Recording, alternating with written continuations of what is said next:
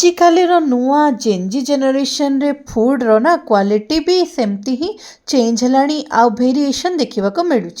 से मुझे आसी आज हॉट एंड स्पाइसी रो यही कोरियन नूडल जोटा कि मते बहुत ही भल लगे आईटा 3 ରୁ 4 थर मु बन सारी से मुझे सहित यही रेसिपीटा सेयार करमती बनइबे इंडियन स्टाइल रे। तो कोरियन चिकेन रो एटा जो double and hot and spicy रही थाए से आपको कौन करेंगे पानी रे कौन करेंगे बॉईल करी नेबे। तो से मुझे नूडल्स गुड़ा को अल्प पानी रे गरम हैला परे हल्का गरम हैला टाइम रे ही ऐड करी नउची। एटा मैगी रु अधिक समय नहीं थाए बॉईल हबा पाई कौन पाई ना आर थिकनेसटा मैगी ठारू बहुत ही अधिक आको हल्का बॉईल दे देबे आ सेतिक भितरे बाकी सब जिनस रेडी करिकी रखिबे। एथिरे आसीची 2टा पाउच आमर जोटारे कि गोटे पाउच अच्छी सेटा गोटे सीजनिंग पाउडर आउ नेक्स्ट पाउडरटा जोटा देइछि सेटा होछि सीजनिंग ऑयल। तो आकु हल्का 5 ରୁ 10 मिनिट बॉईल देला परे एटा एमती देखा जिवो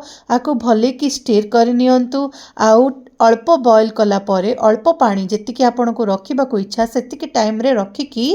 आको कौन करिवे ना सीजनिंग पाउडरटा प्रथमे दे देबे जहा द्वारा कि एटा भल से गोटे मसला रूप रे काम दबो आउ ताईरे किछि फ्लेवरटा आसीजिवो। एटा चिकेन फ्लेवर रो पाउडरटा जोडारे कि चिकेन इन्फ्लुएंस पाउडरटा फ्लेवर हेकी अच्छी। तो सेति पय आको भल से स्टीर करी नबा। एबे मु कौन करछि ना सीजनिंग ऑयलटा को ऐड करिवि ए टाइम रे ना सीजनिंग ऑयलटा अल्प ऊपर ही दे देबी आकु ना बहुत सीजनिंग करबा दरकार नै ऊपर एमती पकांतु आ जदी आपण तेलटा को प्रथमे नै कि आ बॉईल करिकि बाहर करिकि करिवे त आउरी स्पाइसीनेसटा बढ़िबो तारो। मु एमती कोन पई कली ना मते ना एमती बहुत भल लागे ऊपर तेल पकेकि अल्प सटे करि नेबी जहा द्वारा कि टेस्टटा बढ़िबो आ वन पॉट रे भी शीघ्र जल्दी काम हो जिवो। जदि आपण चाहती अलग गोटे पॉट नियंतु जेतिक भी जिनस अच्छी सीजनिंग ऑयल सीजनिंग पाउडर गोटे थरे पकांतु आ तापरे रिवर्स ऑर्डर रे एटा को पूरा करि परिबे जेपरि कि नूडल्सटा बॉईल करके रखि नैतिबे आ ताको नेकी एमती सटे कर देबे किछि भी अधिका फरक पड़िबनी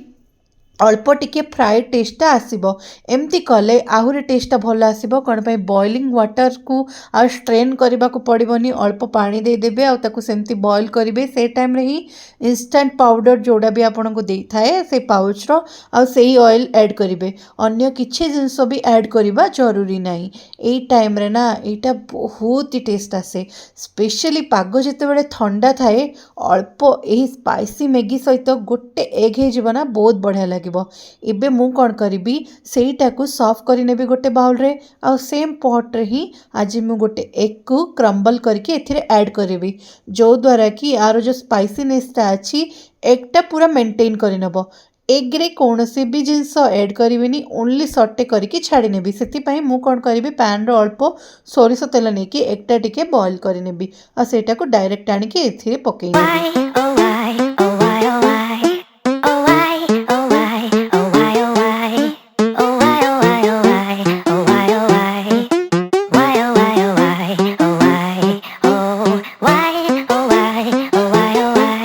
आउ एबे एटा को भल से स्टीर करि नेली आको आनिकी अल्प